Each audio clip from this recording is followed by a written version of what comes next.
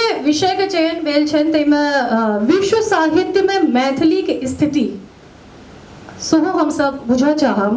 और सर संगे विशेष बातचीत लेल हम आमंत्रित करबेन कुणाल सर के। कृपया अभी मंच पर। अरुणाव के चुनाव के ड्यूटी के कारण वो नहीं आबि सकलखिन है, तो हमरा मुनिशाप जो दीना आदि भलकिन हाँ, तो हम सह बुझे छियै जे एहिसँ अहाँ से नीक कोई भइए नहीं सके छे जे एहि बातचीत करे। तो अब हम सब सुनबे विश्व साहित्य में मैथिली के स्थिति आ अंतिगुणे एक विंशत नाटक पर डॉक्टर उदय नारायण सिंह नचिकेता संग विशेष बातचीत। और हमरा सबके सामने ई बातचीत ल आमंत्रित छथिन संचालक में कुणाल जी। दादा के माइक फॉर्मेट के थोड़े कनी हम बदला परिवर्तन करक एकटा होइ छै ने फितरत आदत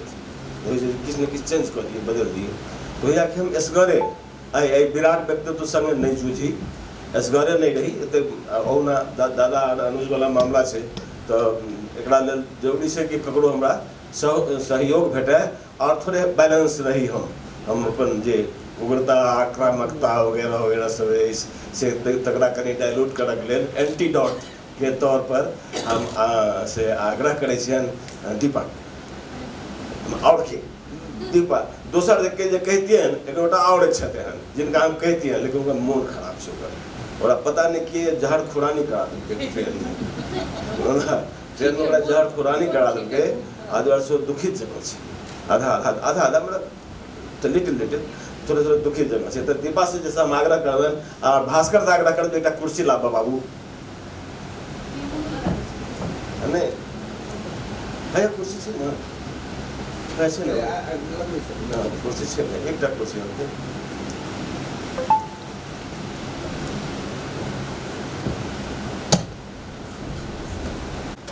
हमरा हमर ई सौभाग्य जे हमरा सबक समय में जे किछु विराट व्यक्तित्व छै जकरा हमरा प्रेम से गगनचुंबी व्यक्तित्व सब कहै छियै, ताहिमे से बहुत बहुत रास नहीं छथि एहन जे किछु बनल चुनल छथि। ताहिमे से एकटा छै डॉक्टर उदय नारायण सिंह नचिकेता, जिनका हम अपन फॉर्मेटिव पीरियड से जाने छियै। हम अपन formative period after graduation Calcutta के माने छियै। जब ग्रेजुएशन के बाद हम कलकत्ता गेलहुँ तकर बाद हमर दोसर तरह शिक्षा शुरू भेल आ ओहि तरह शिक्षा में से प्रत्यक्ष रूप से या अप्रत्यक्ष रूप से हिनका सबक सहयोग ओतुका समय के जे गोष्ठी छलै और एक प्रकार सब के नामो लेना एखन संभव नहीं है, नाम लऽ कऽ एने मतदाता सूची बनेबाक छै, लेकिन एकटा विराट से अथी रहे गोष्ठी रहे जे गोष्ठी में हमरा कृपापूर्वक हमरो जे छै से हमरा सन जूनियर के शामिल केने रहत। ओहि गोष्ठी के एकटा अहम सदस्य कोई छलाह ओहि समय में उदय धीरे धीरे नचिकेता आ नचिकेता के बाद डॉक्टर उदय नारायण सिंह बहुत रास आयाम से जकरा पर हमरा लोगन बहुत रास बात कलहुँ। सबसे पहले हम शुरू करी जे जेना कहलखिन कि विश्व साहित्य में मैथिली की स्थिति सन दीपा, तो हम एही सब बात के आरम्भ करी और नचिकेता ई आग्रह जे एहि विषय पर अहाँ की सोचि रहल छी।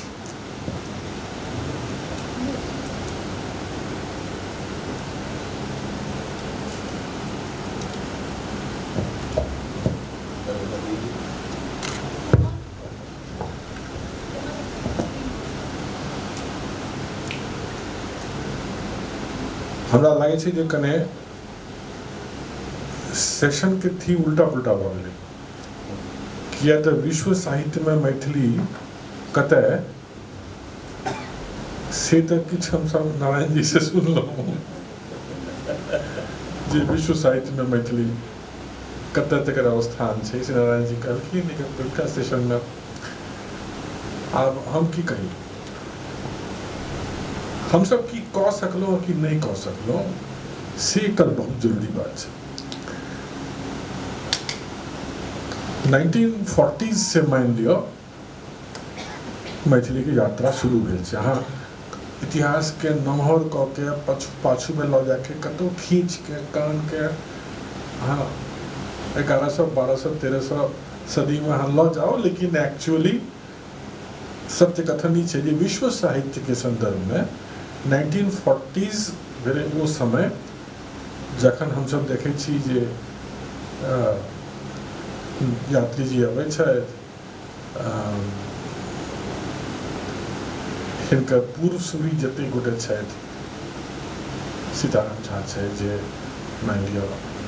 एकर बाद में राजकमल जी छै, तो वो जे किशुन जी छै वो जे एकटा पीरियड छै, वो पीरियड में हमसब एहन सब लिखब शुरू केलहुँ जकरा दिस विश्व के लोग के ध्यान जा सकैत छल, गेल कि नहीं से दोसर बात, जा सकैत छल, मतलब we achieved a world standard at that point of time, E important बात छै। तो ओ तऽ एकटा हमरा सबके नीक एडवांटेज भऽ गेल छै, एकटा बैट्समैन अहाँके गावस्कर जकाँ ओपनिंग भेट जाए या तेंदुलकर जकाँ ओपनिंग भेट जाए तहन अहाँ बहुत आगू बढ़ि गेलहुँ, लेकिन से तकर कोनो फायदा बेसी हमरा सबके नहि भेलै। भेटल हमरा सबके यात्री जी राजकमल किशुन, लेकिन हमरा सबके वो फायदा we couldn't reap the benefit world standard में। मतलब विश्वास अहाँ करब कि नहीं से नहीं जाने, लेकिन 2006 में जखन फ्रैंकफर्ट बुक फेयर भारत के 40टा ऑथर के बजेने छलै तखन हमरो बजेलखिन बाई चांस। ई तऽ कोनो एहन कोनो कारण नहीं छलै जे हमरा ओ बजा सकैत छल, लेकिन कोनो कारणे बजाय। आब तकर बाद मैथिली किछु कविता के जर्मन में अनुवाद भेल। अब जखन जर्मन में अनुवाद भेलै तकर बाद में जखन ओतऽ जाके हमसब पढ़ै छलहुँ कविता, जर्मन में अनुवाद से चालू छलै, तऽ ओ एकटा अद्भुत समय छलै जे जखन लोग ई सब कहै छलै जे मैथिली में एहनो कविता लिखल जाइ छै। एक तऽ पहिल जे छै मैथिली में कविता के विषय में वर्ल्ड स्टेज पर कोनो आइडिया नहीं छलै। हमर साथ में के बैसल छलै स्टेज पर, महाश्वेता देवी आ सलमा। सलमा भेलखिन सबसे famous novelist, serial writer and poet Tamil Nadu के। आ महाश्वेता देवी के तो परिचय के जरूरत नहीं। सलमा तो बहुत यंग, एखन सलमा तो यंग नहीं है, लेकिन सलमा तखन बहुत यंग छथि। हाँ हाँ हाँ, तब तमिल के सब क्यों जाने छे, तमिल के एक से एक प्रख्यात वर्ल्ड स्टैंडर्ड के लेखक के परिचय सबके छे। एते जर्मन, फ्रेंच, इटालियन में तमिल के अनुवाद छे। महाश्वेता देवी के अनुवाद पूरा यूरोप में हर जगह छे। हम बीच में कतौ बैठल छी जे हम के छिए, कोन भाषा के रिप्रेजेंट कर रहल छी, तकर क्यों नहीं जाने छे। लेकिन हमरा एकटा फायदा ई छल जे हमरा क्यों नहीं जाने छल। तो there was nothing to be worried about, nothing to be shocked about. Shocking खाली ई भेलै जे जखन हम पढ़ऽ लगलिए मैथिली कविता, आ जे लोग बैसल सब सुनि रहल छै, सब अपन अपन जर्मन, इटालियन, फ्रेंच में सुनि रहल छै एके संग, कि दो साइमल्टेनियस अनुवाद के छै स्थिति छै। खाली इएह छै जे कविता हमरा सबके पठबै पड़ै छल पहिने, हाँ एक महीना पहिने अपन पठा दियौ, तऽ सबटा तैयार छलै आ ओ सब सुनि रहल छलै ओहिमे। तऽ तखन ई भेलै जे पहिल बेर ओकरा सबके लागलै जे एहनो लिखल छै, एहनो कोनो भाषा छै जाहिमे एहनो कविता लिखल जा रहल छै जेकर विषय में यूरोप के लोग सब अवेयर नहीं छै। तकर बाद में जाकर ई मध्यम पुरुष एक वचन के ज्वाइटी पर्सन सिंगुलर नाम से हाइडेलबर्ग से जे द्रौपदी वेरला एकटा बड़का पब्लिशर छै ओ पब्लिश केने छै। या तकर बाद जर्मन ट्रांसलेटर्स एसोसिएशन के हमरा इन्विटेशन भेटल छल बॉन से। एकर बाद के बात कहै छी 2008 में जे अहाँ आबू ई कविता के पोथी जर्मन में अनुवाद भेल छै, एकर इनॉग्रेशन हेतै। तऽ इनॉग्रल में हम गेल छली तऽ हमरा ने अंदाज छल जे लोग पसंद करते एते बेसी या किछु। मुँह जवानी कईको गोटे रेसिटेशन लोग सब और अनुवादक सब हमारी कविता पढ़ रहा छे। जेना कते दिनक बाद कते वर्षक बाद एकटा कविता छलै में तो जे स्मृति से ओ पाठ जकर कऽ रहल छलाह हुनकर ई कहब छलनि जे ई जर्मन विलेज के संदर्भ में बिल्कुल फिट बैठे छै जे अहाँ मिथिला के संदर्भ में कहि रहल छी ई जर्मन विलेज में अहिना होइ छै एक्चुअली तकर बाद वो हमरा लऽ जाके 7 दिन अपन गाँव में रखने छै उली ब्रांड के गाम से छै धीरे धीरे हमरा से हमर अपन व्यक्तिगत जे अज्ञानता छै तकर कने कने हमरा ज्ञान भऽ रहल छै जे हमसब की करै छी हमसब दूर से जते फेमस राइटर सब छै स्पेनिश के इटालियन के फ्रेंच के जर्मन के चाइनीज के जापानीज के कोरियन के हमसब दूर से पढ़ै छी अगर डरतो छी जे पता नहीं हमसब जखन पहुँचब जापानी में कोरियन में जर्मन में हमर सबके कविता तेहन सुंदर लागत कि नहीं पढ़े में नीक लागतै कि नहीं हमरा सबके कॉन्फिडेंस नहीं छै वर्ल्ड के संदर्भ में एखन स्थिति छै जे एखन हमसब बिल्कुल कॉन्फिडेंट नहीं छी जे हमर कविता हमर कथा हमर उपन्यास कतऽ पहुँचल एकर कारण एकटा छै कारण ई छै जे पहिल बात तऽ ई हमरा सबमे कोनो प्रोफेशनल रेसिटेशन कखनो कतहु नहि छै बंगाल में जे छै बंगाल में एकटा पूरा संप्रदाय छै ब्रतुति संप्रदाय जेकर हजार हजार बच्चा तक ट्रेनिंग लऽ रहल छै कोना खाली हम कविता पाठ करब आ कोना कमाएब ताहि से पाई तकरा लेल मिथिला में नहीं छै अच्छा अहाँके माइलो रंग छै या मान लिअ भंगिमा भेल या कोनो दोसर संस्था भेलै जखन कि हमरा अपन वाचिक परंपरा के बड़ बात करै छी कविता वाचिक से आवृत्ति वाचिक के अंग छी आ एहि वाचिक परंपरा के हम सब बड़ बात करै छी हमरा ओहिठाम वाचिक परंपरा अछि लेकिन तकर बाद एक्सप्लोर नहीं कर पाबि रहल छी जे डॉक्टर साहब कहि रहल छथिन तऽ एकटा ई बड़का बात दोसर बात ई जे वर्ल्ड स्टैंडर्ड में अहाँ मैथिली के लऽ जाय चाहब या मैथिली के कोना हम देखब तऽ एकटा बड़का ई छै जे हमसब अनुवाद में बिल्कुल कैपेबल नहीं छी जे अनुवादक नीक नहीं छै हरिमोहन झा के अनुवाद नीक भेल छनि किनको किनको नीक अनुवाद भऽ जाइ छै हमरो बाई चांस अनुवाद ठीक ठाक भऽ गेल छै लेकिन बेसी एहन नहीं छै जे अहाँ जकरा चाहिए अनुवाद में मैथिली के लेखक के पढ़ि सकै छी हम मान लियो जीवकांत सनक कवि ओ स्टैंडर्ड के वर्ल्ड स्टैंडर्ड के कवि हम मानै छी तकर अनुवादे ढंग के कोनो अनुवादे नहीं छै आन यूरोपियन भाषा में कतौ कोनो भाषा में जानते नहीं छै लोग के जते अनुवाद हमरा से लोग आग्रह करके कहे छै जे अहाँ ई राजमोहन जी के कथा के अनुवाद कऽ दिअ या हिनका विभा रानी के कथा के अनुवाद कऽ दिअ करै छी बीच बीच में हमारा अनुवाद अंग्रेजी में बहुत आबै छै लेकिन इसगत व्यक्ति कते करते में आ हमर तऽ मेन मतलब मूल ध्येय हमर क्वालिफिकेशन तऽ अनुवादक के नहीं छियै मूल लेखक के छै तऽ एकटा संप्रदाय बनना चाहिए जे अनुवाद पर जीवे छै मैथिली के साहित्य के आन भाषा में वर्ल्ड भाषा में लऽ जाकर नहीं छै अर्थात पिताजी के कहा भी भऽ रहल छै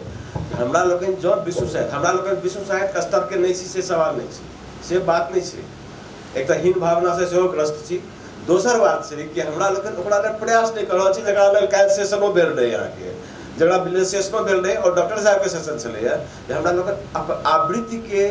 जे परंपरा छै तकर नींव नहीं डालि रहल छी हम वाचिक परंपरा के लोग छी लेकिन आवृत्ति काव्य आवृत्ति केना हेतै से करबाक कोशिश नहीं करै छी रंगमंच पर लोग करे छै बहुत सीमित हम ओकरा नाट्य आवृत्ति कहै छियै नाट्य आवृत्ति कहै छै कथा के या कविता के नाट्य आवृत्ति केना लेकिन बहुत सीमित संदर्भ में छै एते सीमित जेना बहुत ब्लो अप अहाँके नहीं आयत और तेसर बात ई छै जे हमरा लोग अनुवाद में सेहो फिसड्डी छै हमरा लोग एहि पर काज करक चाही फिसड्डी छै एकर मतलब हमरा कानून नहीं राख चाही कानक नहीं चाही हमरा एहि पर काज करक चाही आब हम डॉक्टर साहब से ई पूछना चाहब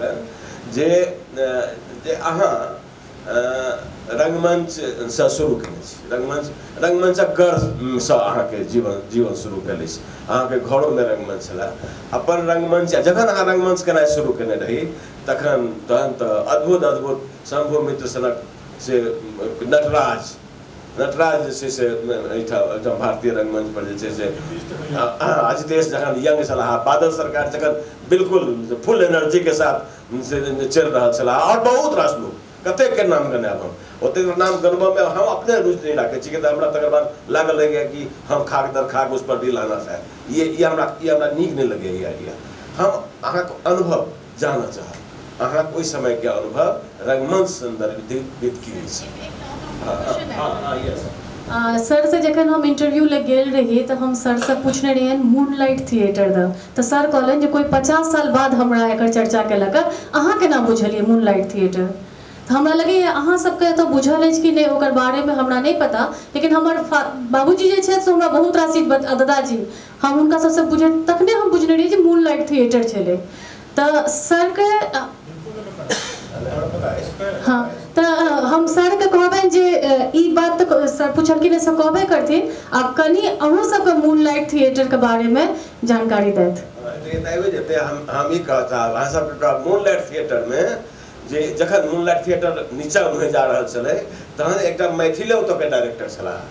पंडित त्रिलोचन झा ओहिठाम के डायरेक्टर छलाह तेँ किछु किछु हमरा बुझल अछि आओर ओ पूरा समय के हम चाहब नचकेतारी से हमरा कनि सुनी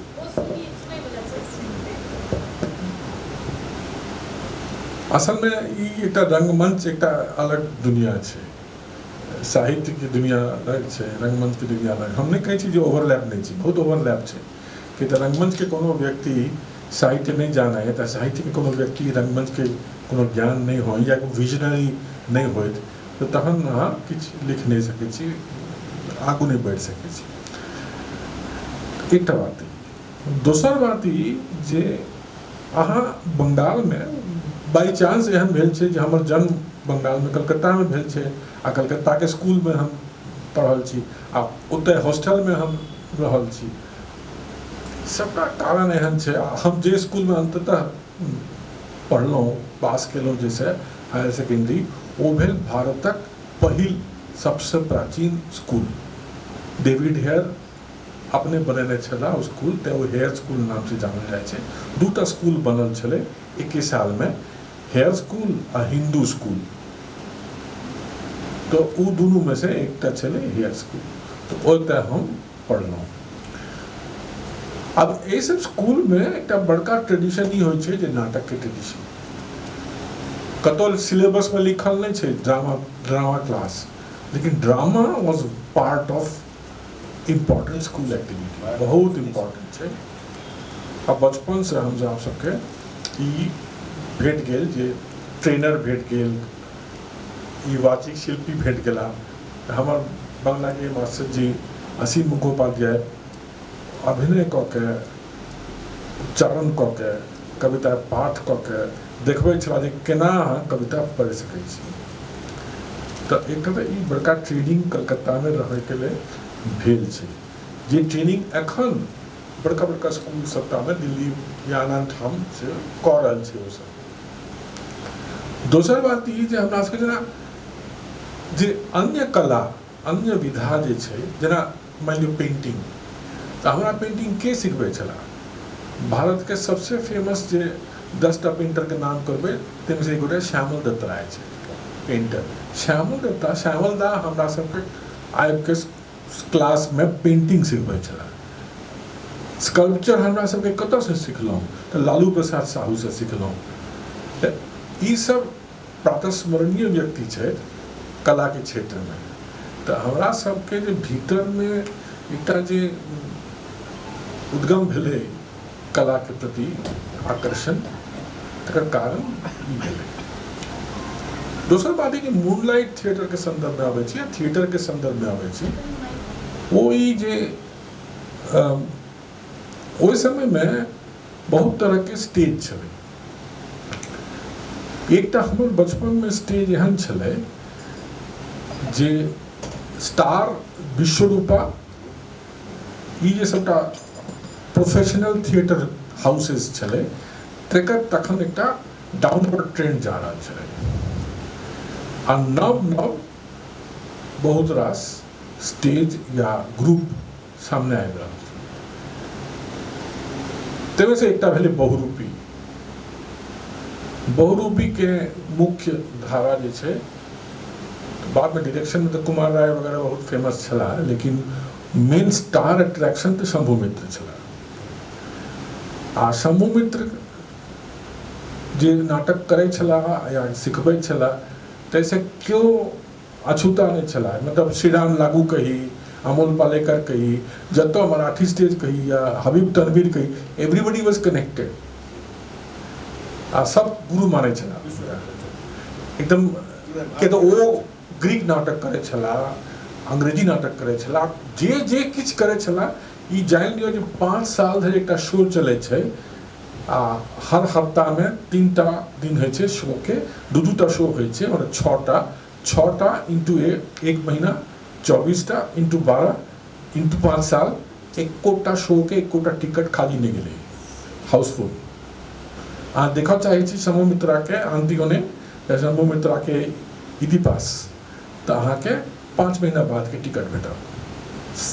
ई छले स्थिति तब माने सपोर्ट जनता के सेहो कते बड़का छले, सेहो इम्पोर्टेंट छै। खाली अहाँ वर्ल्ड स्टैंडर्ड के अभिनेता छी या डायरेक्टर छी से खाली नहीं, लेकिन लोगो मान रहल छै, तकरा लोग देख रहल छै, तकरा सराह रहल छै। आ मैथिली में अहाँ जो अहाँ अथवा बड़का पर्सनालिटी भ जाओ, जेना बजाज साहब छला, मैथिले छै, नेशनल स्कूल ऑफ ड्रामा के, लेकिन हाँ लेकिन के हिंका सबके कोन मौजर अहाँ एनएसडी में बहुत सके छी बॉस, लेकिन मिथिला के संदर्भ में अहाँ के ये तो बड़का समस्या। दोसर बात ई जे तखन 5-6टा ट्रेडिशन एक साथ चल रहा है। मूनलाइट भेले तमे से एकटा ट्रेडिशन, पर्शियन थिएटर के ट्रेडिशन भेले मूनलाइट, लेकिन एक साथ अहाँ जहाँ 5टा ट्रेडिशन में देख रहा छी एके नाटक, ये बहुत इंटरेस्टिंग छै। एकेटा नाटक गिरीश घोष के लिखल कोनो नाटक छै जेमें नटी विनोदिनी अभिनेत्री के रूप में पहिल बेर जिनकर आविर्भाव भेलैन।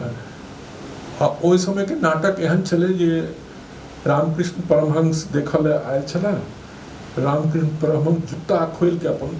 एक्टर के मारने छलथिन। मतलब एहन रियल लाइफ एक्टिंग सब होइ छलै, विलेनों के एक्टिंग स्टेज पर एहन होइ छलै जे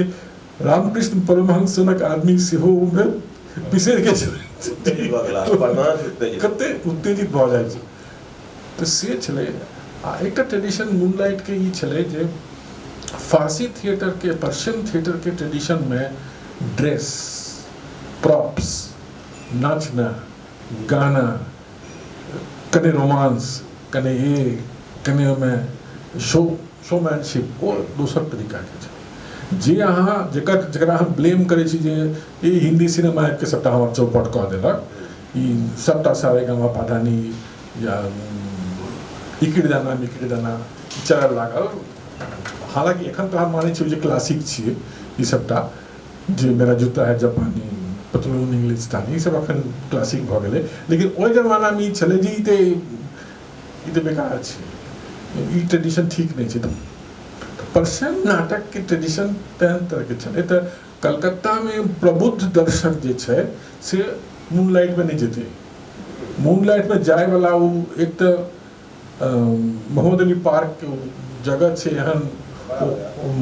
बड़ा बाजार मोहम्मद अली पार्क के जगह एहन छलै जे ओहिठाम अहाँ जाके नाटक देखब तऽ भद्र महिला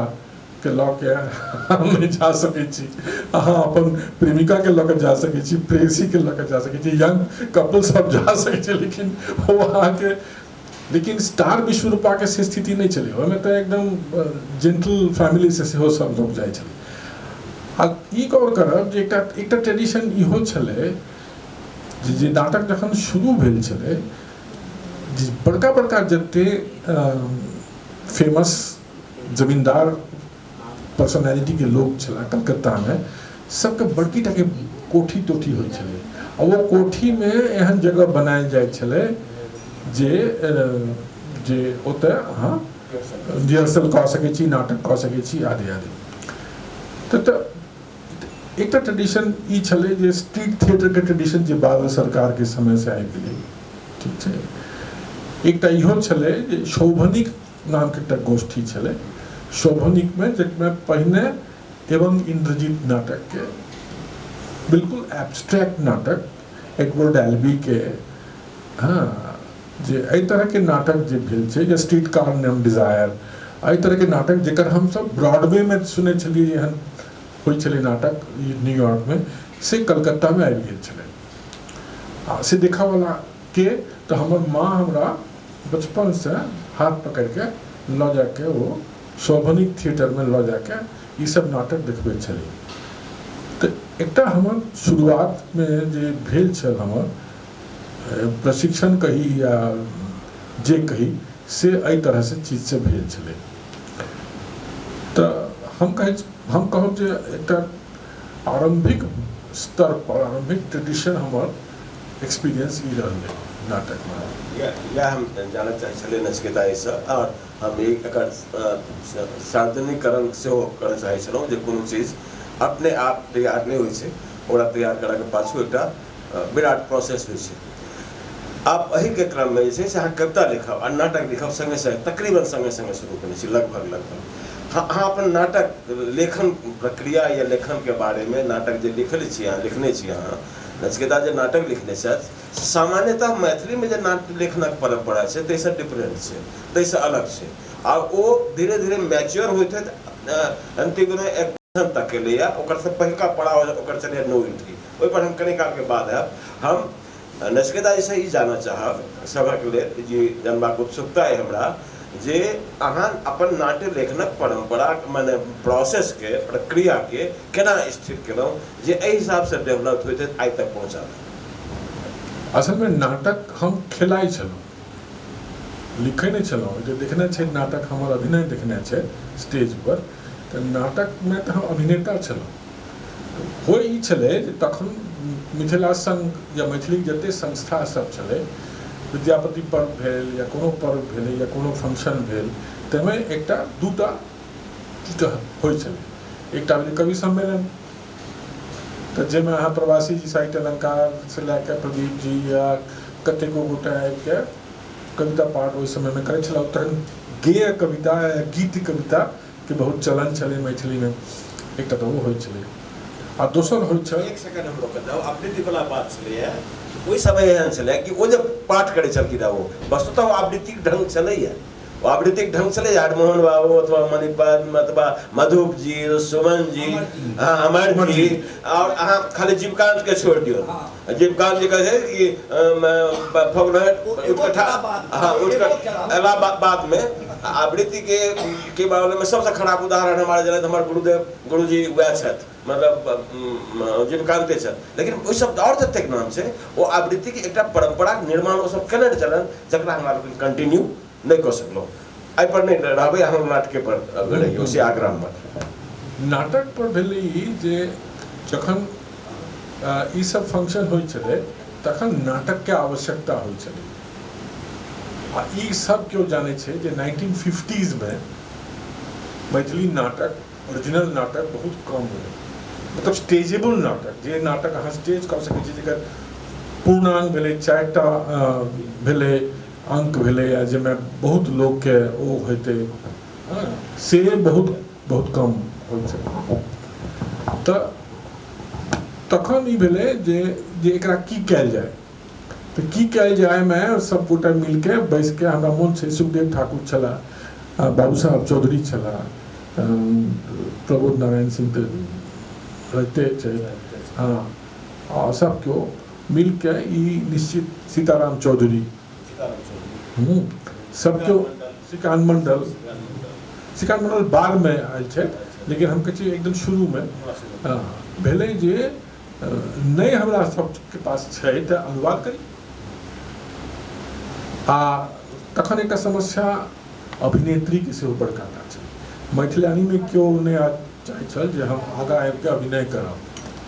मतलब ई तऽ टैबू एकदम छल अहाँके। हाँ, तऽ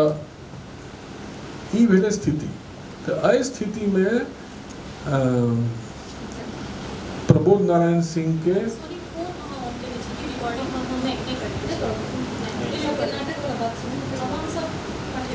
तऽ प्रबोध नारायण सिंह के एकटा ई भेलनि जे हम अनुवाद करी करानी। तऽ ओहि समय में प्रवीर बंदोपाध्याय नाम के गोटे छलथिन, बंगला कमर्शियल स्टेज में जिनका से बाबूजी के परिचय भेलन प्रवीण बंदोपाध्याय के एक नाटक चले चोर, बहुत पॉपुलर नाटक छलै। तो चोर हाँ ई सुनने छी, गामो दिस अबै छलै ई नाटक। हाँ, तो ई चोर नाटक के अनुवाद प्रमोद बाबू केलन मैथिली में। हमार पहिल मंच पर प्रवेश चोर नाटक के मूल पात्र के रूप में छल। शिशु अभिनेता जे छे 12 साल के वह भेलै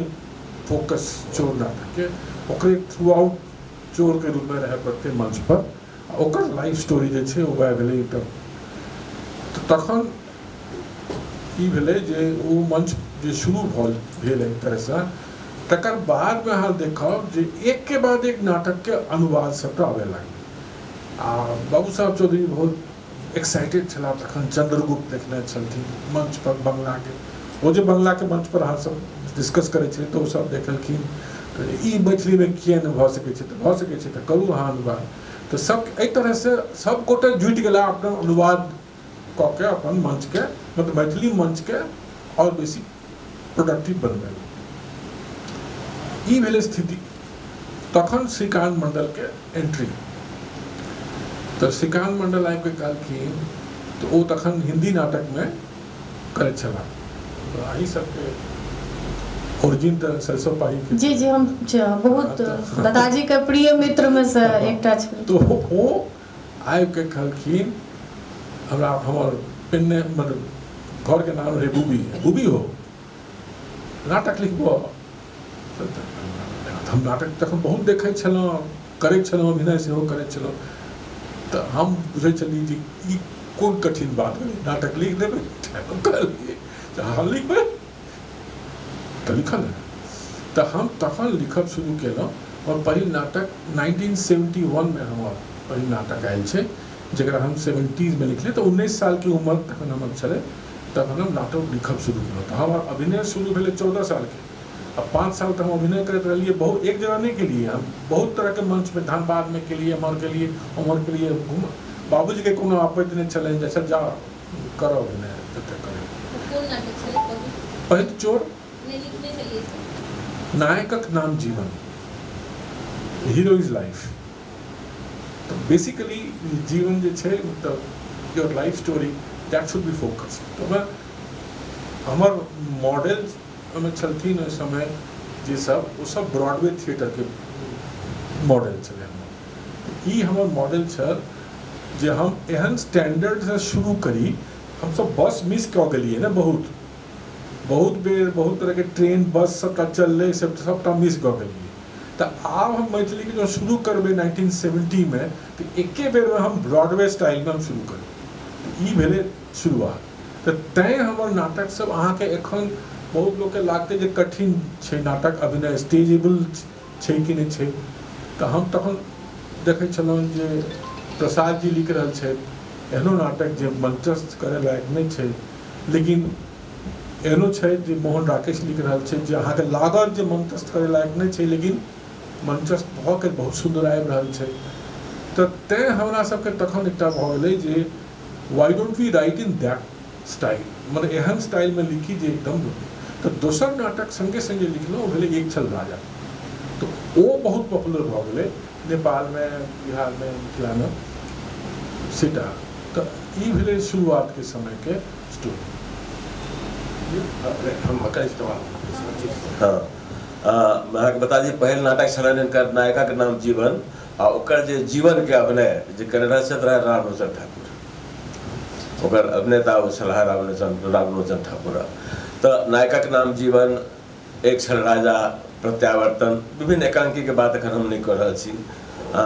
एहिसँ हो तकर बाद एकांकी पर आबै छै प्रयोग एंड प्रियम बदा, और ओकर बाद आबै छै नो एंट्री। हम चाहब जे नो एंट्री के बारे में,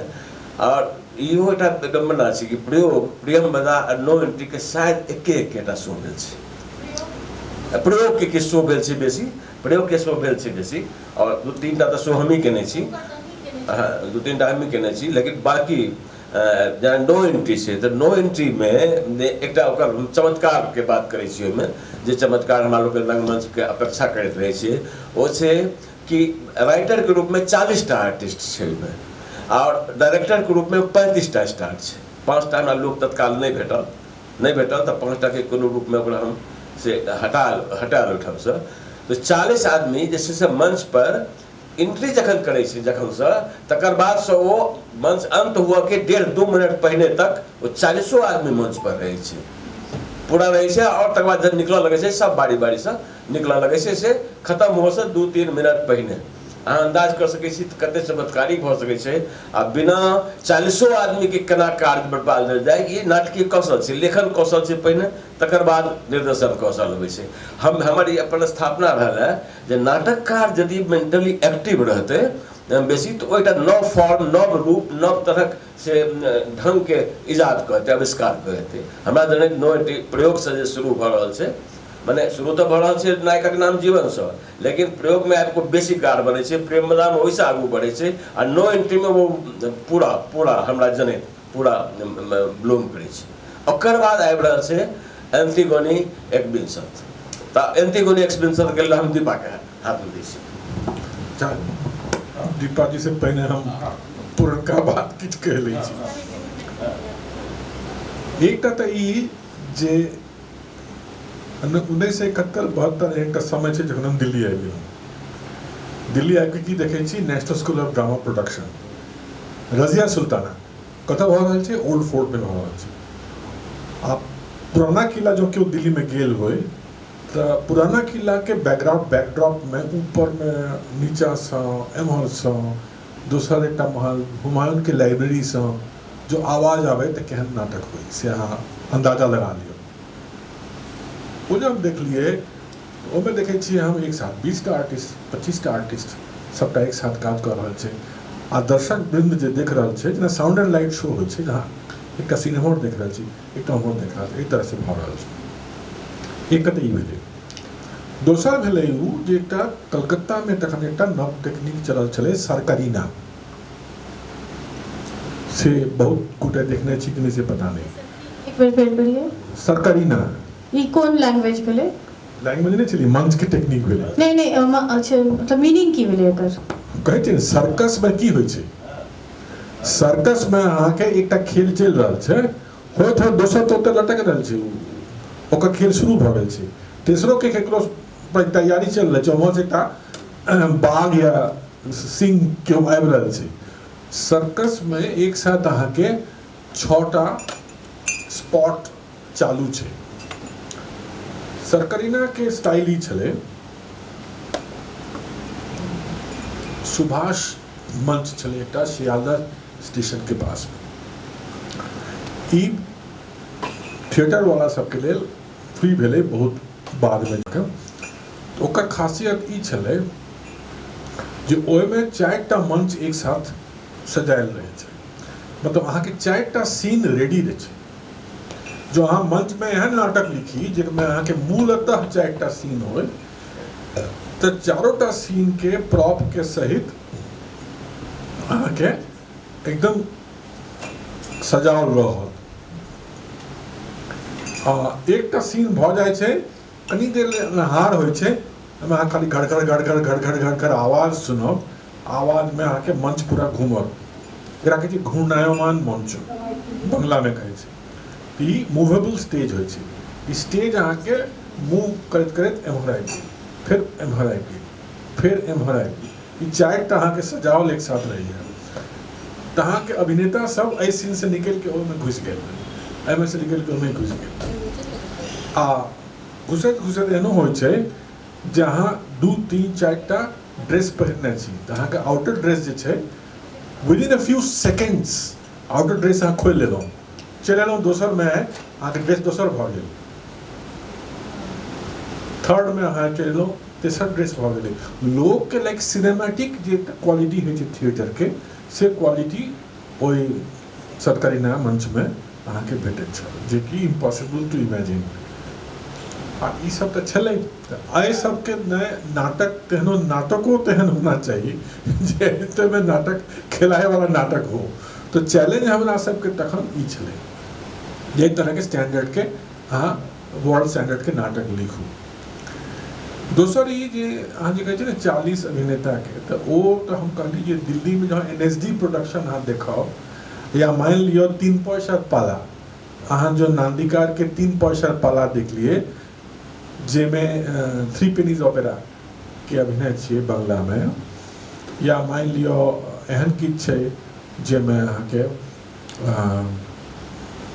बर्टोल्ट ब्रेख्ट के कोनो एकटा ऑपेरेटिक प्ले छै, तो एक साथ जे अहाँ विश्वास नहीं करबे, जिनका हम जने नहीं छलिए जे कहियो गाना गाबै छै, लेकिन नाच रहल छै, गाना गाबि रहल छै, वयस्क व्यक्ति, लेकिन एकटा मूवमेंट अहाँ पूरा अहाँ जना दर्शक जे बैस के देख रहल छै, तकरो भीतर में एकटा आंदोलन हुआ लागे छै। हम सब चाहे छलिए नो एंट्री महाप्रवेश एहन एकटा नाटक हुए जेमे ई सब क्वालिटी मैथिली में आवे। हमर पर्पस ई छले जे हम एकटा नाटक न लिखबै, हम तक एक लिखबै, 2 लिखबै, 3टा नाटक लिखबै, मैक्सिमम कते लिखबै, लेकिन एकटा ट्रेडिशन बन जाए, जैसे और 10टा लोग एहि तरह के नाटक लिखे आ मंचस्थ करे। बढ़िया बात करके थोड़े हम एमे अथी जोड़े चाहब जे सरकारी ना स्टेज छले, जब बाद में जाकर NSDN थिएटर में वो भगली साइको फिजिकल स्टाइल एना एक और हम अनुभव कह चाहब जे जेकरा कहियो नचे ता गवे ता नहीं देखने छिए, से जहन मंच पर जाए से तो अपना के रीडिस्कवर करे छे। हमें हम फिर बटुक भाई के नाम ले रुकमैया नाटक में बटुक भाई नायक के भूमिका में छलखिन। नायक मतलब कीर्तनिया जमात के लीडर, नायक जे सब किछ होय छले, और ओइमे गवाको छे आ नचवाको छे। बटुक भाई बड़ा रिजर्व स्थिति में जे जाने छलखिन, हुनका बहुत गोटा लोग से बटुक भाई के जाने छलखिन, और नाटक खत्म भेला के बाद बटुक भाई के हमरा लगमे आब कहै छै जाने छी भाई, भाई कहै छला बताउ अनुज छलिए हुनका जाने छी भाई हमहूँ नचलहुँ, आ तहन जे हुनका चेहरा पर प्रसन्नता छलन से एखनो अभिभूत करैया। चलू आगू अंतगोने पर आबै छी। सर अंतगोने से पहले हम जे अपन सबके टॉपिक छले विश्व साहित्य में मैथिली, तो ओकर बातचीत कतौ लगे हमरा कनी पाछू छूट गेलै, तो हाँ ओइले हमर किछु प्रश्न मन में छले। सबसे पहले तो कि हमरा लग एहन साहित्य अछि जकर कि विश्व साहित्य में अनुवाद हेबाक चाही, और एक्चुअली यदि विश्व साहित्य संग हम मैथिली के जोड़बै तो तैले हमरा अनुवाद चाही, तो कि हमरा लग एहन अनुवादक अछि आ हमरा लग कि एहन साहित्य अछि, ई हमर प्रश्न। 2 दिन पहले हमर विभाग में सुनील पासवान ज्वाइन केलखिन, 12 साल जापान में रहने छे, सीतामढ़ी के छथि, मैथिली धुरंधार बजै छथि। He is very proud of being a Maithil. He is a very very top Japanese expert. हमर विभाग में स्पेनिश में अनुवाद करे वाला अंशु छथि, जे स्पेनिश में एखन स्पेनिश से हिंदी, हिंदी से स्पेनिश कईटा पोथी केने छथि, हम भूमिका से हो लिख देने छी। हम एखन हमरे विभाग में केवल एमिटी हरियाणा में कम से कम 12 गोटे छे जे मिथिला के छथि आ जे फॉरेन लैंग्वेज के स्पेशलिस्ट छे, रशियन के, स्पेनिश के, फ्रेंच के, जर्मन के, जापानीज के। अब प्रश्न ई छे जे उनका सबके मिथिला चाहते कि नहीं, मिथिला मैथिली जोड़ के रख सके छे कि नहीं, कतो ओकरा सबके कोनो स्थान मंच देते कि नहीं, कतो ओकरा सबके नीक कोनो काज केलक तकर कोनो चर्च केओ करते कि नहीं, करते तो सर एबे एकटा औरो चीज भ सके छे, आगू बढ़ के रिस्क लेकर अपना सबके नहीं छे स्वभाव, मैथिल के स्वभाव नहीं छे। हम सब बहुत किछ सकै छी, लेकिन हम सब करे नहीं छी। अपने एकटा चीज हम सब तो सुलभ शौचालय बनेने छी ना, रिस्क ल के पूरा भारत में एकटा मूवमेंट अहाँ शुरू कर देलिए सुलभ शौचालय मैथिल से। तो आप सवाल ही छे नहीं करे छी, नहीं से नहीं छे, लेकिन आइडिया नहीं सर, सुलभ शौचालय तो सही में श्री पाठक जी के बहुत पैघ छलन, और हमरा लगे है जे वो भले किछो होय वो एकटा मिसाल छले। आइ अपना सब साहित्य ले ई बात कह रहल छी, जेना कि अपने कहलिए जे हमर विभाग में बहुत गोटा एहन छथि, तो कि नहीं हम सब किछ मैथिली कविता के सिलेक्ट करी आ ओकरा मतलब एकेटा बुक में मतलब हर भाषा के ओइमे मतलब या फिर एना के किछो करी जे दोसर भाषा में पठायल जाए ओइ कविता के हो सके छे। लेकिन जेना ऋषु हमरा आके कहले जे सर अहाँ हमरा एकटा पोथी के नाम करू अहाँ के लिखल मैथिली में जेकर हम स्पेनिश में अनुवाद करब, तो हम कहलिए जे ठीक छे एकेटा जो पोथी के अनुवाद करऽ चाहे छी अंतिगोने के नाटक के लऽ लिअ अनुवाद करू तो ही has started translating Antigone into Spanish एहि लेल जे स्पेनिश इटालियन फ्रेंच के वर्जन जे छै अंतिगोने के it's a very different from the original Greek Antigone अब हम हमार नजर एहि लेल पड़लै पर जे ओरिजिनल ग्रीक से बांग्ला में अनुवाद देखियो बांग्ला के कथी ले हम कहै छी जे बांग्ला के मॉडल हमरा पसंद छै शिशिर कुमार दास जे हमर कईटा मेंटर में से एकटा मेंटर मान लिया तो वो ग्रीक से डायरेक्ट अनुवाद केने छै बांग्ला में वो बहुत रास भाषा जनै छला जर्मन जनै छला फ्रेंच जनै छला इटालियन जनै छला ग्रीक जनै छला तो ग्रीक से डायरेक्ट अनुवाद केने छै अंतिगोने बिलीव मी जे अंतिगोने के डायरेक्ट ग्रीक टू बंगाली अनुवाद जे छै से आलोक रंजन दासगुप्ता जो कि बहुत फेमस कंपैरेटिव लिटरेचर के प्रोफेसर छलथिन वो छलथिन हाइडलबर्ग विश्वविद्यालय में आलोक रंजन के अनुवाद से हो एकटा छै अंतिगोने के ई दूटा अंतिगोने एते डिफरेंट छै जे हमरा जखन बैसलो हम करल अनुवाद या अपन रीराइटिंग के लेल then I had to decide जे हम देखब जे अच्छा तखन कहली जे इटालियन में केना छै फ्रेंच में केना छै तखन हमरा एकटा आइडिया लागल जे एकटा kind of Kindle of imagination जखन कतौ शुरू होइ छै तकर अलग अलग जगह में केहन केहन ओकर प्रतिक्रिया भऽ सकै छै से देख के तकर बाद हमरा लागल जे हम एक तरह से करी तो अहाँ जे कहि रहल छी से भऽ सकै छै लेकिन ई छै जे अनुवाद करते जेना मानि लिअ सुनील पासवान के जापानीज में अनुवाद करे के छै तऽ अहाँके एहन कविता लेखन सेहो होयबाक चाही जाहिमे देख के अहाँके लागत जे ई जापानी में जाकर बहुत नीक एक्सेप्टेंस एकरा भेटतै सो दैट्स अ चैलेंज कि अहाँ भीम बाबा के जेना कविता के धूरी के हमरा सबके मतलब मोन के मथ दै छै ओ कविता बाबा की ओ जापानी में भेल छै अनुवाद एखन तक कोनो भाषा में अच्छा सर हम एतऽ 4 गोटा छी हमरा अचानक मोन पड़ल मनीषा छथि सोनी छथि रंजू दीदी छथि हम 151 राइटर्स के मैथिली और हिंदी के 10टा मिला के हम संकलन अनलिए मैथिली ओहिमे हमर स्पेनिश मित्र छथि मर्सिडीज हुनको एकटा कविता छनि जे जन्म दै काल में एकटा माय के अथी छै जे रेड इंडियन सब ओहि सब पर आधारित छै ओ मतलब कविता बहुत बढ़िया छै ओ हमरा से स्पेन मंगोलन ओ किताब और स्पेन में ओ मैथिली संकलन के बहुत चर्चा भेलै और चूँकि हुनका सबके अनुवादक नहीं छलनि तो वो सब कविता ओते ठीक से बाकी कविता बुझ नहीं सकलखिन तऽ मिथिला में कोई नहीं पढ़लक 1-2 गोटा के जे पठेबो कलियनि जे कनि समीक्षो देब तऽ ओहो हमरा सबके नहीं देल गेल आ सबटा मनोबल हमर ट्वीट के खत्म ओहिमे हम दुनिया के बहुत कवि सबके सेहो हम लिखने रहिए और भारतक जते अपन एखुनका समय के हिंदियो के जे सब छथि जेना रश्मि भारद्वाज सब छथि हिनको सबके कविता के हम शोभा छथि उनका सबके हम रखने रहिए आ अपन मिथिला के कम से कम ओहिमे 120 आ 8 साल से 88 साल तक के महिला से हम कविता लेने रहिए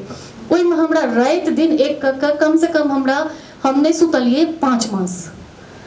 आ ओ किताब हम अनलिए हम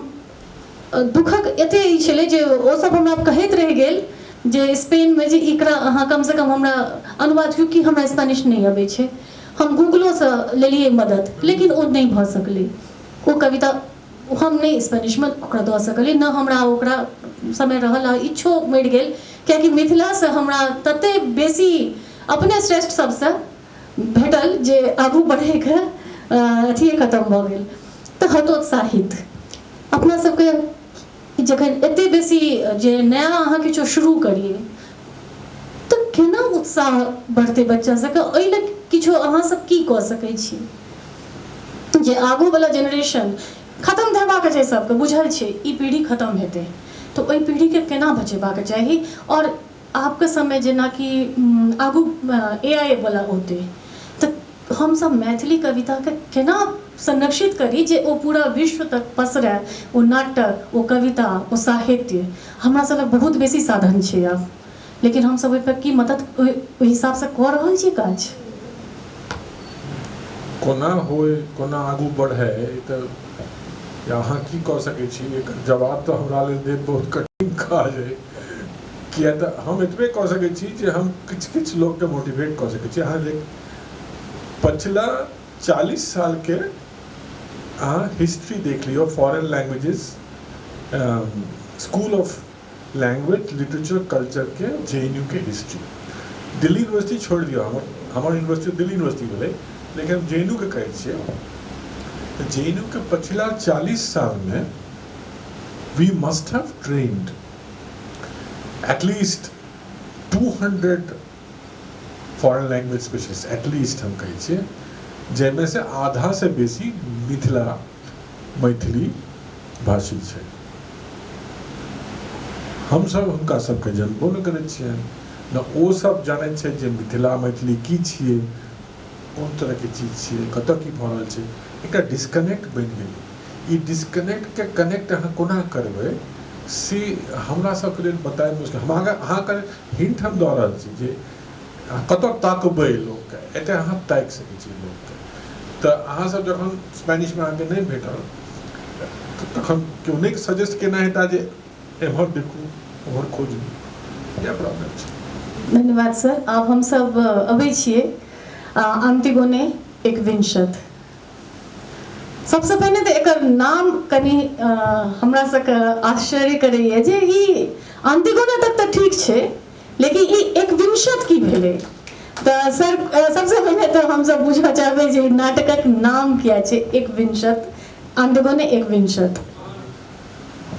यूट्यूब में अहाँ जाएब तऽ यूट्यूब में अहाँके दू गोटे के परफॉर्मेंस भेटत। समूह मित्रा के परफॉर्मेंस भेटत अहाँके, आ नंदिकार के परफॉर्मेंस भेटत। अंतर पता चल जेतै, किया तऽ जे हाहाकार अहाँ सुनै छियै नंदिकार प्रोडक्शन में, ओ भेलै क्रेयॉन के जे मुख्य चरित्र तऽ नहि छै अंतिगोने के, लेकिन जे क्रेयॉन जे राजा बनला, जखन एहन भयानक चीज सब भऽ गेलै ओहि स्टोरी लाइन में, तऽ क्रेयॉन चाहै छला जे अपन बालक के साथ अंतिगोने के विवाह भऽ जाए। फाइनली वो अपन बालक जे छै हाइमोन जे छै से ग्रीक के मतलब राजा बन जाए। तऽ से जे नहीं भऽ सकलै, अंतिगोने के मरय पड़लै, अंतिगोने के शोक में हाइमोन सेहो आत्महत्या कऽ लेलकै।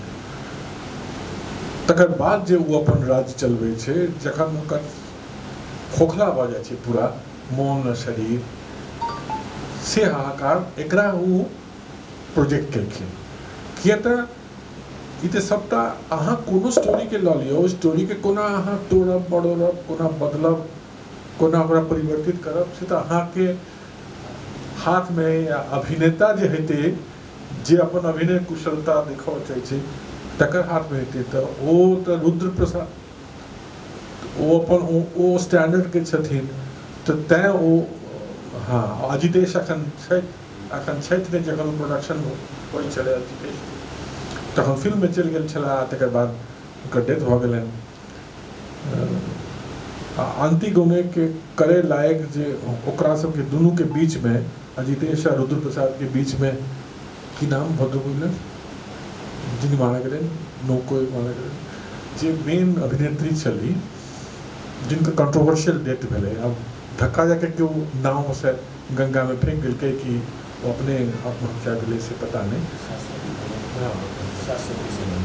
तो वो नहीं छली, तो अंतिगोने की करते, मतलब ई सवाल ई छलै जे अभिनेता सब जे छै तै पर बहुत किछु निर्भर करै छै जे अहाँ नाटक के कोना टर्न लेबै। एकटा ई छै। दोसर समूह मित्रा के सुविधा ई छलै जे समूह मित्रा के समय में तृप्ति मित्रा छली, इक्वली पावरफुल एक्ट्रेस, आ जे उनका कन्या भेलखिन शाओली मित्रा, वो कम पावरफुल नहीं। तो तहाँ अंतिगोने के बहिन, ई दू कैरेक्टर अहाँके भेट गेल चाही, तैं बैलेंस दोसर तरह के छलै।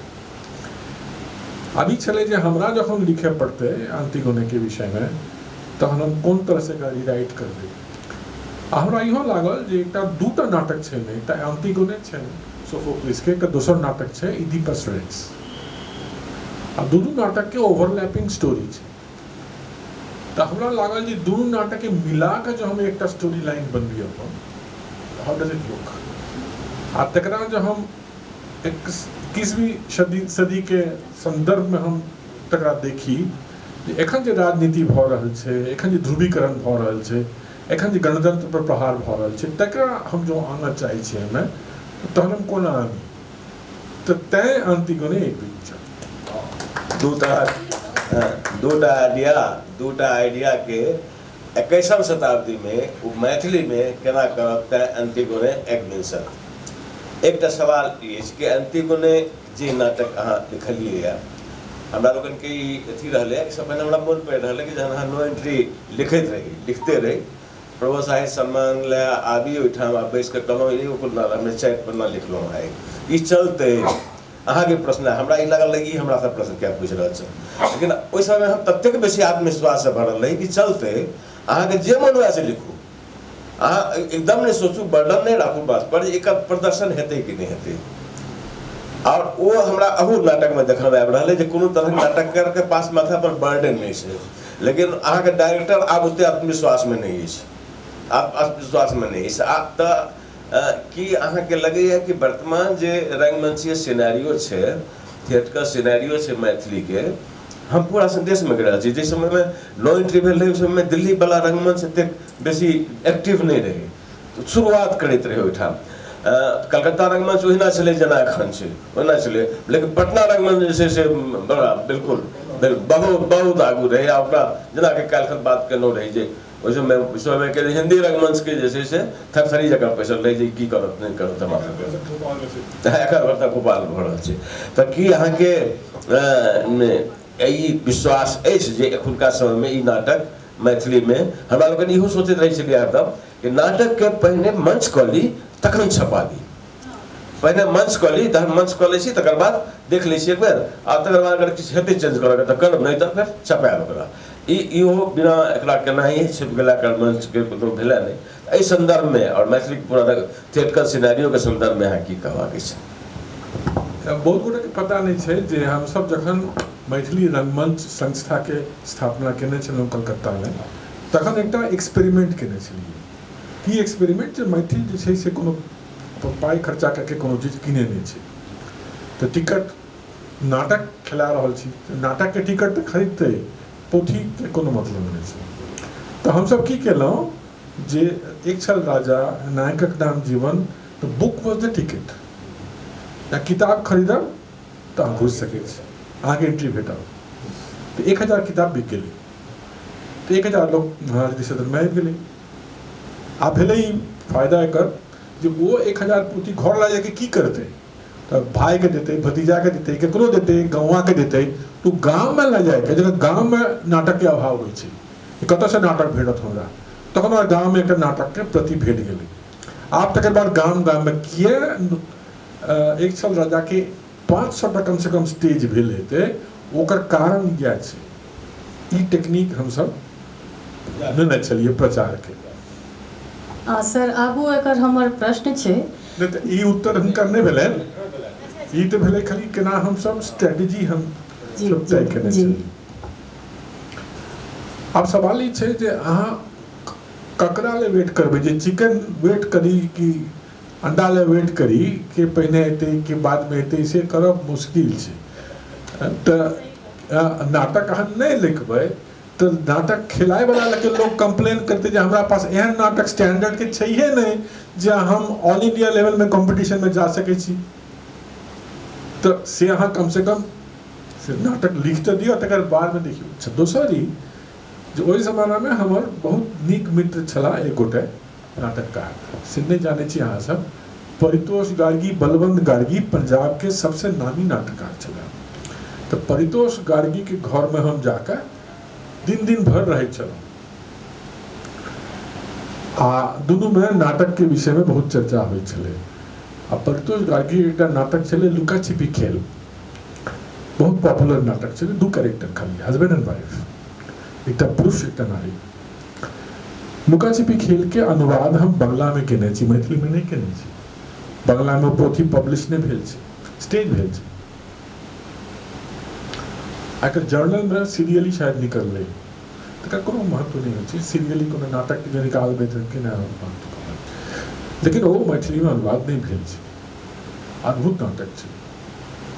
ओ पढ़ा तकर प्रयोग देखाओ या प्रियंवदा देखाओ तखन अहाँके पता चलल जे ओ जे स्टेज हमर छलै प्रियंवदा आ प्रयोग लिखे के तकर इन्फ्लुएंस के पाछा परितोष गार्गी के एकटा बड़का इन्फ्लुएंस छलै पंजाबी नाटक के बड़का इन्फ्लुएंस छलै तो ओतऽ सतिंदर सिंह नूर छलथिन सबसे बड़का क्रिटिक में से एक गोटे पंजाब के ठीक छै तो तखन हमरा सबके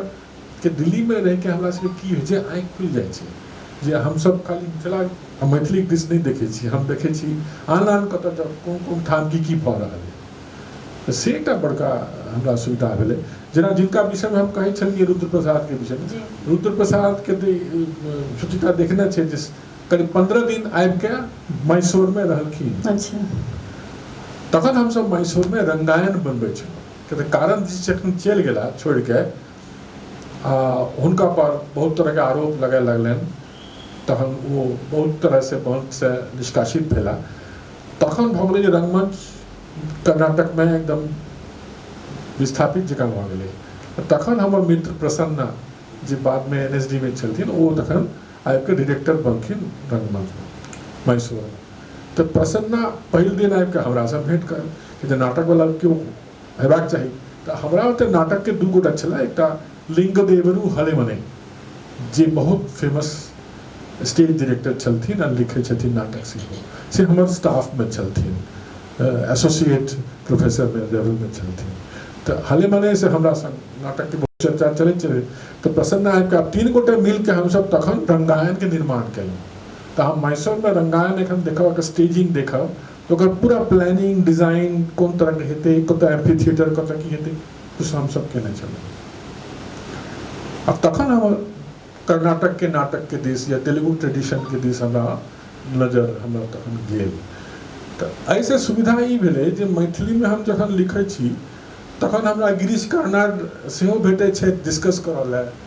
अनंत मूर्ति सेहो भेटै छै डिस्कस करऽ लए शिवा रेड्डी सेहो भेटै छै डिस्कस करऽ लए हमरा I am not bound by जे अहाँके जे हाथ पैर बनि गेल जे केओ हमरा एते सपोर्ट नहीं केलखिन स्पेनिश वाला सब सपोर्ट कर रहल छै मिथिला में से केओ हमरा नहीं कहलखिन आई डिडंट केयर हमरा कोनो जरूरत नहीं पड़लै हमरा बाकी सब जगह से सपोर्ट भेट गेलै से भेलै सुविधा जी सर आब अबै छी कनी अंतिगोने पर एखन तक तऽ सबके खाली नाम बुझल छै अहाँ सब में से कोई पढ़ने छियै नाटक नहीं पढ़ने छियै सर ई नाटक बेस्ड छै एडिपस सिंड्रोम पर एमे छै हमरा लगैए जे हम सब मिथिलावासी सब जे छियै ने से किछ किछ चीज में बहुत बेसी रिजिड भऽ जाइ छियै कि अपने के बुझै छै जे ई चीज के एक्सेप्टेंस भेटतै यदि मैथिली के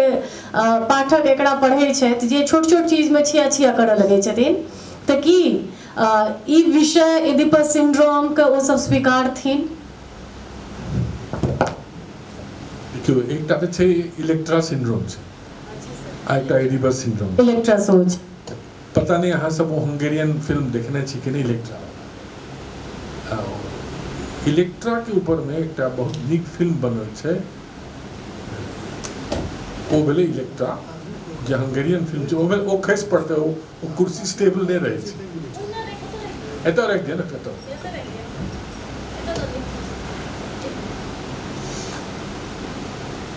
तब जे व्यक्ति इलेक्ट्रा फिल्म नहीं देखने होय तकरा अहाँ देखायब जो मिथिला में जे किनको ओ तऽ एकदम कान पकड़ लेता जे अहाँ सब कहियो फिल्म जी जी जी सर तै द्वारा हम पूछलिए है किया तऽ इलेक्ट्रा में अहाँ के एक साथ 100 या 150 एक्ट्रेस अहाँ के भेटत कंप्लीट न्यूड छै लेकिन की ग्रेस छै ओकर अभिनय के जे अहाँ के ओइ दिस नजरे नहीं जाओ you will just look at the whole thing सवाल ई छै जे एहिमे एकटा सुविधा छै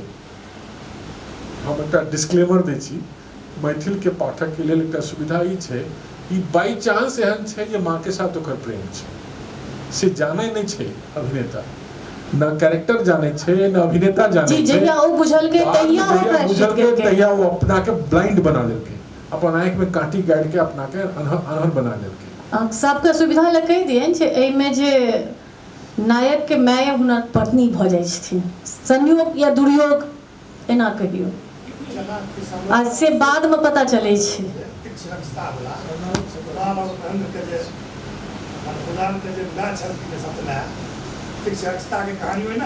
ई एकदम में अंतर छै, अलग चीज छै, ई दोसर चीज छै जी। ई सोफोक्लिस लिखने छै, तो सोफोक्लिस 2500 साल पहिने ई लिखने छै। आ सोफोक्लिस के कहब छनि जे इज बेस्ड ऑन ट्रूथ। तो तखन जे अलग अलग ग्रीक राज्य सब छलै ओहिमे एहन एकटा भेल छलै एहन घटना जाहिमे एकटा बच्चा के जन्म होइत संगे संग ज्योतिषी कहि देलकै बाप के जे यह बच्चा छै जकरा से तोरा हत्या भऽ जेतौ। तो बाप की करे छै,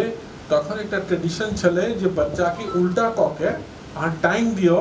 एकटा पहाड़ के ऊपर में, जतऽ कोनो न कोनो जानवर आबि के ओकरा खाइ जेतै। तो ओकरा केकरो रातों रात माय के पता नहीं चललै, लेकिन बच्चा के बाप जे पठा देलकै जे ओकरा मारि दे, एहि तरह से टांगि दे कतौ जाके। तो जे जल्लाद के दिलके जे टांगल है ओकरा एते ममता माया भऽ गेलै बच्चा के देख के जे ई देव शिशु जकाँ छै। ओ ओकरा राजा के आबि के घुरि के आबि के कहलकै जे हम तो दऽ देलियै, तो खत्म भऽ गेलै,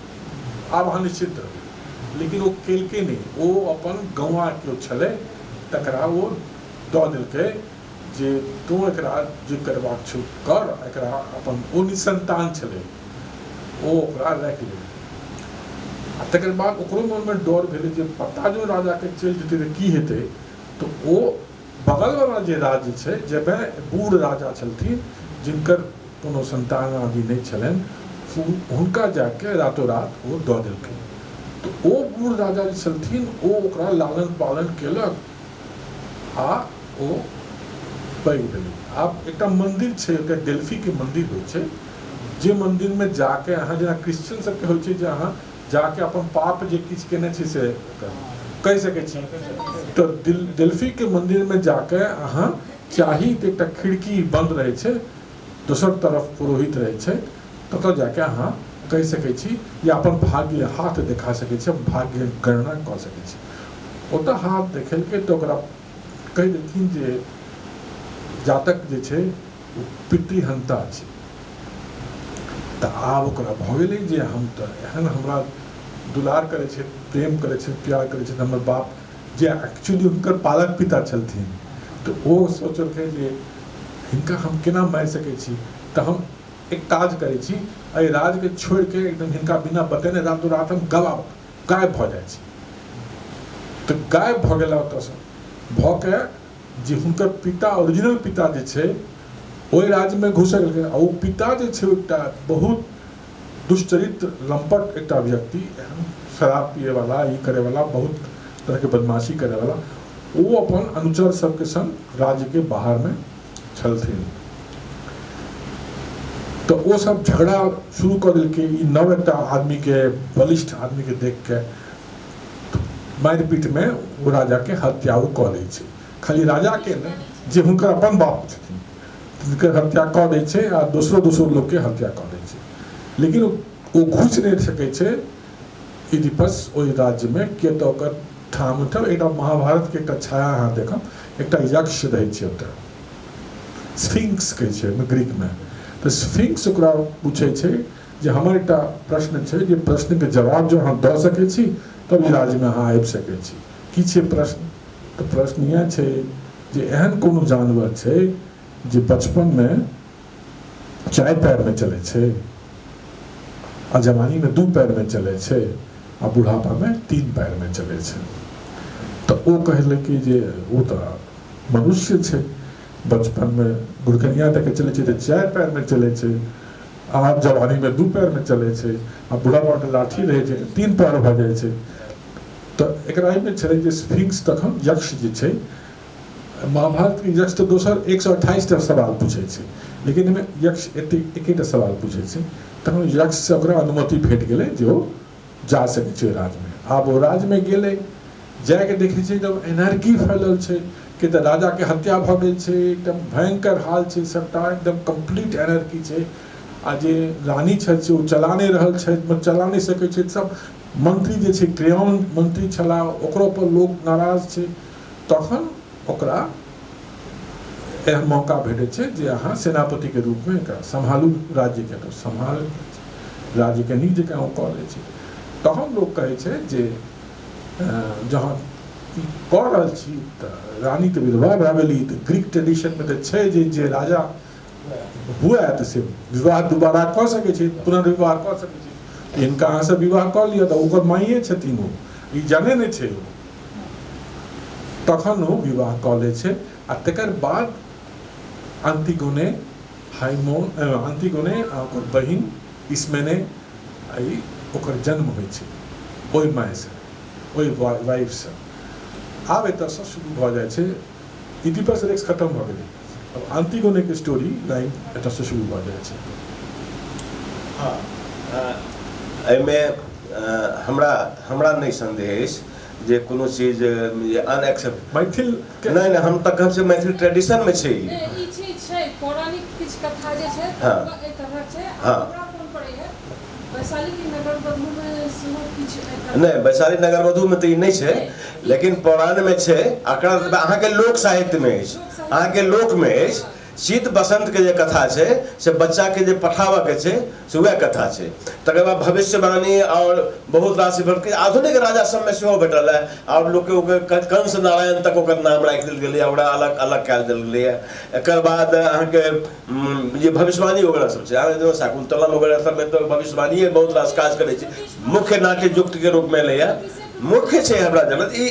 एक्सेप्टेबल अनएक्सेप्टेबिलिटी के मामला हमरा जनती नहीं लगैया, हमरा लगैया कि एहिठाम छै हमरो ट्रेडिशनो में अछि, खाली हमरा ई देखबाक अछि जे हम अपन कोन ट्रेडिशन संगे एहि नाटक के प्रदर्शन के जोड़ सकब ताकि वो ज्यादा विश्वसनीय भऽ सकै। ई स्टेज क्राफ्ट के स्टेज तकनीक के मामला में नहीं छै। हमरा लगैया कि बहुत रास सार्थक बात बहुत रास भेल, डॉक्टर उदय नारायण सिंह नचिकेता जी से हमरा लोगन बहुत पुरान बात नव बात सब सुनलहुँ। किछु प्रश्न जो अहाँ सबक मोन में आबि रहल हो तऽ कृपया कही। हमरा एकटा कहबाक छै, एकटा जे हमरा बहुत उकरू लगै छै जखन केओ हमरा डॉक्टर नचिकेता कहै छै, कि तऽ हमर पर्पस से छलै जे एस एन झा अलग आ कुणाल अलग। डॉक्टर उदय नारायण सिंह अपन भाषा विज्ञानी छै, ओ कतौ दोसर ठाम छै, एखन जे छै आब हो जे छै से हम बदला लऽ रहल छी सदारा बदला रहल छी, जखन हमरा शिव नारायण झा कहलन तऽ अहाँ किया नहि मना केलियन? वैसे कम से कम हमरा लाभ भेल जे हम बुझलहुँ जे अहाँके शिव नारायण झा नाम छै। देखियो सत्य अहूँ के नहीं बुझल छले, अहूँ के नहीं पता चले। अच्छा, एकटा चीज हमरा मतलब प्रश्न छै एहि नाटक पर कि कोनो कथा कोनो कविता में स्त्री पात्र के मारनाइ जरूरी छै? नहीं, ई तऽ जेना सोफोक्लिस देखेने छै तऽ तकर हम सम्मान कऽ के जे हमर बेसिक स्टोरी लाइन सेम छै, हम तकरा में डायलॉग अपन तरीका से रखलिए। आब मान लियो एहि नाटक के जो कुणाल या जे केओ प्रकाश झा एकरा जो स्टेज करऽ जेता, they will have to change a lot of dialogue, a lot of sequence reorder करे पड़तै, से तऽ होइते छै। लेकिन बेसिक स्टोरी लाइन में छै में जे अंतिगोने डाइज एट द एंड। मान लियो अंतिगोने के एक बहुत एकटा बड़का क्रिटिसिज्म है नाटक के ऊपर में हम ई सुनलिए जे अंतिगोने जे स्ट्रेंथ के साथ शुरू में देखबै छै, धीरे धीरे वो बहुत वीक भेल जाइ छै, वीक और वीक अंत में अपना के आत्मा। हाँ, यह चीज हमरा नहीं ठीक लगले जे ई चीज क्या भेले, ओ स्ट्रांग क्या नहीं भेले जखन ओ कोनो चीज फेस कर रहल छै तऽ ओ अपना आप के गुफा में बंद कर के ओ खत्म भ गेले। तो सीता धरती में समा गेली, कोई जहर कऽ देलन, कोई किछ कऽ देलन, तो हर कथा कहानी में स्त्री पात्र का अंत में सबसे पहले स्त्री मर जाए। सवाल ई छै जे तेलुगु में जेना छै रामायण विषवृक्षम, पता नहीं अहाँ सब नाम सुनने छी कि नहीं, 700-800 पेज के एकटा उपन्यास छै। रामायण इज द जड़ of all poisonous tree for the entire civilization. एकटा स्टैंड पॉइंट भेलै, ठीक छै। एक गोटे के स्टैंड पॉइंट, ई फेमस वुमन राइटर जे छै तिनकर स्टैंड पॉइंट छै रंगनायक अम्मा। रंगनायक अम्मा तऽ एहन फेमस छली एहि उपन्यास के लऽ के जे हल्ला मच गेलै एकदम पूरा आंध्र प्रदेश में ई उपन्यास के आवे के संग संग। आ एकर सपोर्ट में हमर मित्र हुनकर हस्बैंड जे छै हमर मित्र छलथिन, हमरा सबके अनुज जकाँ छलथिन, बापूजी ओ छलथिन। हम बापूजी के कथा ई छै जे बापूजी जखन विवाह भेलै तकर बापूजी अपन नाम बदल लेलखिन। खाली महिला सब किया अपन नाम चेंज करते, पुरुष के नाम पति के नाम किया लेते, वो अपन नाम BA बापूजी से BR बापूजी बना लेलखिन, रजिस्टर्ड कॉल बी रंगनायक अम्मा बापूजी, माने she took her wife's name as part of his just to show the revolt, ठीक छै। आप सवाल छै ई तऽ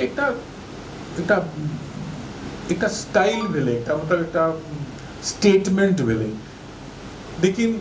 सवाल इहो छै जे हम रामायण के जो देखै छी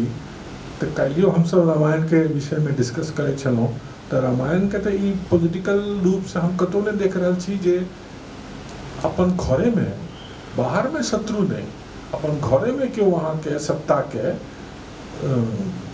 विस्थापित करऽ चाहे छै, अहाँ के पठा देना चाहे छै एहन जगह में 12-14 साल के लेल जहाँ न तकर भाषा जानै छी, न तकर संस्कृति जानै छी, न तकर विषय जानै छी, लेकिन अहाँ के अपन घर से बाहर कऽ देल जाइ छै, ठीक छै। तऽ अहाँ जो मान लियो जे रामायण में जो हम एकरा बहुत स्ट्रॉन्ग एकटा इंडियन सिविलाइजेशन के बेस एपिक मानै छी, तऽ तहू में तऽ अहाँ के जे महिला पात्र नारी चरित्र जे में जते छै, तऽ नारी चरित्र में तऽ स्ट्रेंथ अहाँ के बहुत कम होते भेटत। अहाँ के भेटत कतौ अहिल्या भेटती, कतौ अहाँ के आराम सब, लेकिन सब अहाँ के weakness, you are not able to overcome that weakness, including Sita। तऽ से तऽ छैहे। तऽ ई जे पैथेटिक सिचुएशन जे छै, ई पैथेटिक सिचुएशन अहाँ के ट्रेजेडी में अहाँ के भेटत, कि तऽ सोफोक्लिस के काजे छलनि ट्रेजेडी लिखब, he was not a comedy writer. तऽ ट्रेजेडी में की ट्रेजेडी भऽ सकै छै, एकटा बड़का ट्रेजेडी भऽ गेलै जहाँ डिस्कवर केलहुँ एट द एंड नायिका से एंड ऑफ द लाइफ नहीं। ओना होइ छै कि थोड़े सा हमरा एक क्लिष्ट व्यू लगैया, क्लिष्ट व्यू है कि नारिये किया तब तहन पुरखे किया, ई क्लिष्ट व्यू हमरा लगैया। और डिपेंड करै छै कि स्टोरी अहाँ के केना डेवलप कर रहल है, सिचुएशन केना डेवलप कर रहल है, ओहि के हिसाब से होइ छै। और ओकरा एनालाइज करक चाही जे कोन कारणवश एना भऽ रहल छै और ओकरा और केना बेहतर। अहाँ इहो देखब जे एंटिगोने ओ कैरेक्टर छै जे प्रोटेस्ट करै छै, जखन क्रेयोन के एकटा डिक्टाट लग गेल छै जे पूरा देश में क्यों हमर विरोध नहीं कऽ सकै छै, क्यों हमर चर्चा नहीं कऽ सकै छै, क्यों हमर निंदा नहीं कऽ सकै छै, प्रहरी लगा देलकै, सब जगह खुफिया अपन देख रहल छै जे के हमर निंदा कऽ रहल है। ओहि समय में महल में रह के एंटिगोने लीड्स द प्रोटेस्ट, तऽ सेहो ओमे स्ट्रेंथ छै नहि छै। ई महत्वपूर्ण छै, ज्यादा महत्वपूर्ण यह छै कि ओ जखन ओ कऽ सकै छला तहन पूरा विरोध करैत रहला, और हमरा ओकरे सपोर्ट करक चाही। हमरा स्त्री पुरुष के चश्मा से कोनो चीज के नहीं देखक चाहिए, और समग्रता में देखबाक कोशिश करी चाहिए। तो अब क्वेश्चन, एनी क्वेश्चन? चलो तब बहुत बहुत धन्यवाद, दीपो के धन्यवाद, नचिकेता जी के धन्यवाद, और हाँ सब गोटा के बहुत बहुत धन्यवाद।